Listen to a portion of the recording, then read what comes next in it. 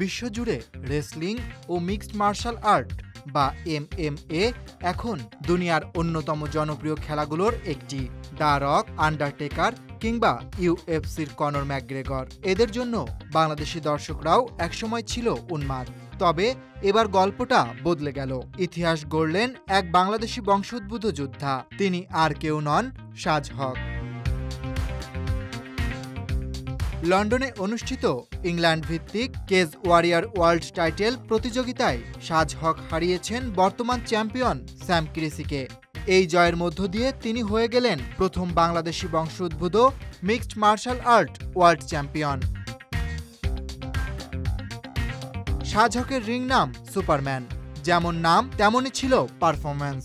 2022 সালে সাজ জিতেছেন 4টি ম্যাচ, যার মধ্যে ছিল 2টি টেকনিক্যাল নকআউট আর একটি সরাসরি নকআউট। আর পরাজিত করেছেন পোল্যান্ড, ফ্রান্স এবং যুক্তরাজ্যের শীর্ষ যোদ্ধাদের। তিনি ছিলেন ফ্লাইওয়েট শ্রেণীতে যুক্তরাজ্যের নাম্বার 1 ফাইটার।